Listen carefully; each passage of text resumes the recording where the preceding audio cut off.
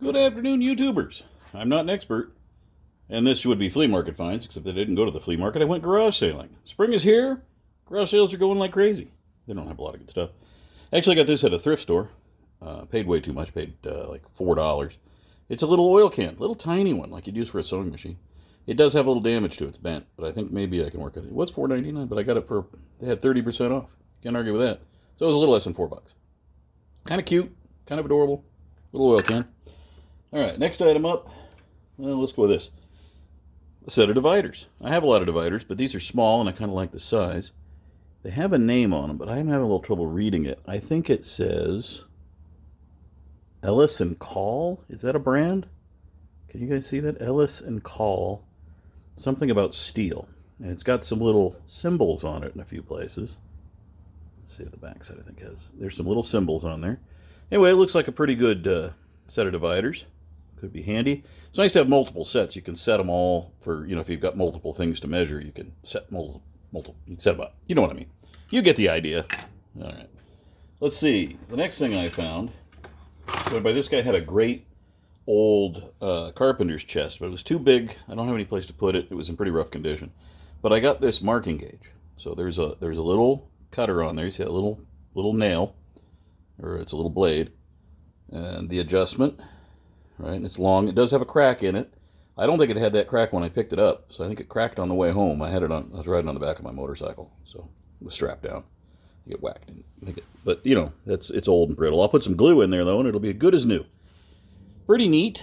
It's pretty old. Look at that. Look at that thumb screw. That's some archaic right there. I don't know how old. It's a wooden marking gauge, but it's still usable. Certainly. Pretty cool. I like that. I paid $5 for the marking gauge. I also paid $5 for the dividers from the same guy, which I think was a little much for the dividers, but I think, what the heck. He was old and trying to get by. Plastic mallet, because I just like hammers.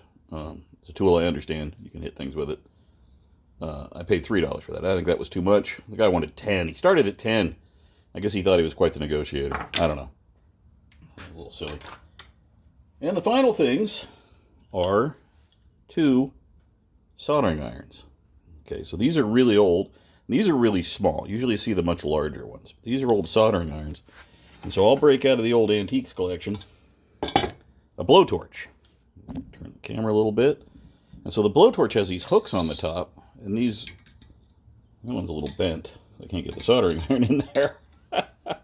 I'll have to fix that. Anyway, it should be like that, and it would hold the soldering iron in that hook here and on that little rest in the torch, and that's how you heated your soldering iron. You have this just sitting there burning on your workbench. You'd set your soldering iron in there when they went to use it, and then you put it back. Now, these, like I said, are really small. You usually see much larger ones. Usually this tip, I haven't seen any of these off to sea, it's usually a big hunk of copper because it'll transmit the heat quick on the end of a rod.